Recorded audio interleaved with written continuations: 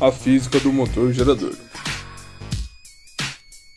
Esse tipo de gerador também é constituído por uma parte móvel e outra fixa. A função da parte fixa, o estator, é produzir um campo magnético que pode ser conseguido por meio de eletroímãs, como no caso do alternador de automóvel, ou por ímãs permanentes, como em alguns motorzinhos utilizados em carrinhos de brinquedo e que podem ser transformados num gerador. A parte móvel é constituída por um rotor, ou seja, um eixo ao qual estão presas as espiras. Quando o rotor gira em presença do campo magnético produzido pelo estator nos fios da espira do rotor, a corrente elétrica é gerada. Para entendermos o processo de geração de corrente do motor gerador, vamos analisar o motor de carrinho de brinquedo, com a intenção de identificar suas partes e verificar seu funcionamento como um motor e como um gerador. Ao fornecermos energia elétrica através de uma pilha, parte móvel do motorzinho de brinquedo, obtemos energia mecânica na forma de rotação do eixo. Por outro lado, se fornecermos energia mecânica ao eixo, o motorzinho passa a se comportar como gerador e nos devolve a energia elétrica através dos terminais do rotor. O que nos interessa nesse ponto é discutir como a corrente elétrica aparece nesse tipo de gerador.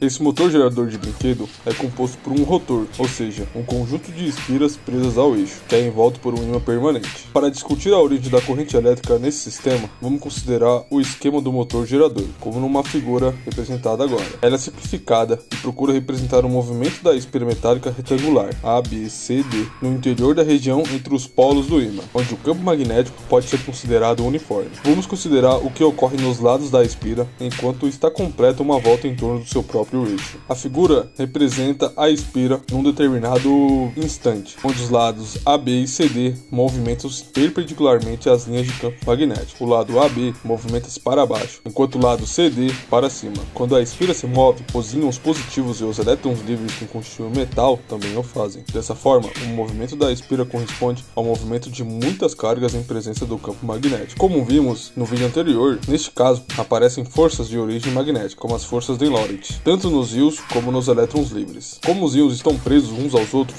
constituindo a rede do metal, eles não se deslocam um em relação aos outros. Já os elétrons livres podem se mover sob a ação dessas forças. No caso dos elétrons livres contidos nos lados AB e CD, a parcela magnética da força de Lorentz faz com que eles se desloquem ao longo do próprio fio. No lado AB, o sentido dessas forças sobre os elétrons livres é de B para A, enquanto no lado CD é de D para C. Nos lados BC e DA, a força magnética não atua ao longo do fio, mas sim transversalmente a ele. O resultado da ação dessas forças na situação do nosso exemplo é a criação de uma corrente elétrica no sentido horário. Isto ocorre porque o módulo da força magnética depende do ângulo entre as direções da velocidade e do campo magnético, ou seja, a corrente elétrica flui de D para C, de C para B, de B para A e de A para D. À medida que a espira gira no sentido anti-horário, a força magnética diminui de intensidade, ou seja, por convenção, o sentido do movimento dos elétrons é contrário ao sentido da corrente e, consequentemente, a corrente elétrica decresce em intensidade, mantendo seu sentido até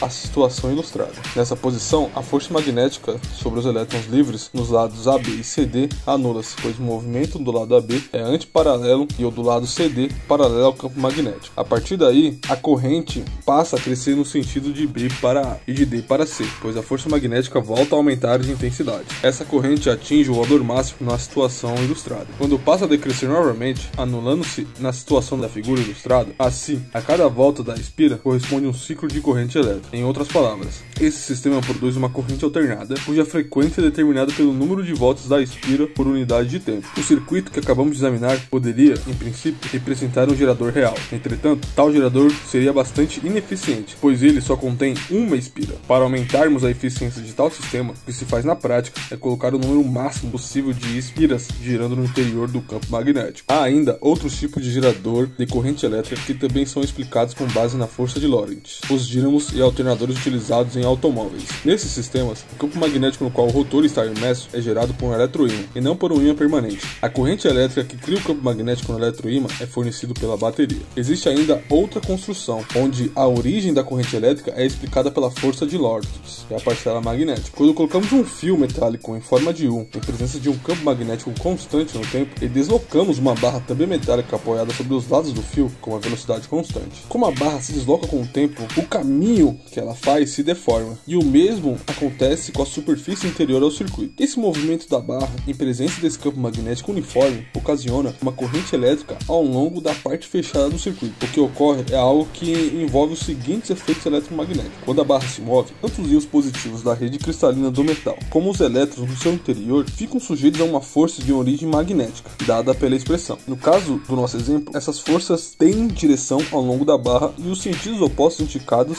no nosso exemplo. Como os íons positivos estão fortemente ligados entre si, eles não se deslocam ao longo da barra. Os elétrons livres, por outro lado, quando são sujeitos a essa força de origem magnética, passam a se mover ao longo da barra, dando origem a uma corrente elétrica. E lembre-se que a corrente elétrica é constituída de um movimento ordenado que se superpõe ao movimento caótico de origem térmica e se estabelece em todo o circuito constituído pelo fio e pela barra. Portanto, nesse exemplo, a causa do movimento dos elétrons está na força de Lorentz de origem magnética, não na indução de um campo elétrico devido à variação temporal do campo magnético. Bom, nos últimos 3 vídeos a gente discutiu 2 processos de geração de corrente elétrica a partir do campo magnético. Nos próximos vídeos a gente vai discutir as semelhanças e diferenças entre esses 2 processos. Te aguardo no próximo vídeo. São apenas 10h30, tem a noite inteira. Dormia embaçado numa sexta-feira. TV é uma merda, prefiro ver a lua. Preto de rockstar, caminho da rua. Sei lá, vou pra uma festa, se pã. Se os caras não colar, volta às 3 da manhã. Tô devagar, tô a 50 por hora, ouvindo funk do bom, minha trilha sonora. A polícia cresce o olho, eu quero que se foda. Zona Norte é bandidade, curte a noite toda. Eu me formei suspeito profissional, bacharel pós-graduado em tomar geral. Eu tenho manual com os lugares, horários de como dar perdido. Ai carai. Prefixo da placa NY, sentido Jaçanã, Jardim Hebron. Quem é preto como eu já tá ligado qual é. Nota fiscal, RG, polícia no pé. O primo do cunhado do meu genro é mestiço. Racismo não existe, comigo não tem disso. É pra sua segurança. Falou, deixa pra lá. Vou escolher em qual mentira vou acreditar. Tem que saber lidar. Em qual mentira vou acreditar? A noite é assim mesmo, deixa rolar. Qual mentira vou acreditar?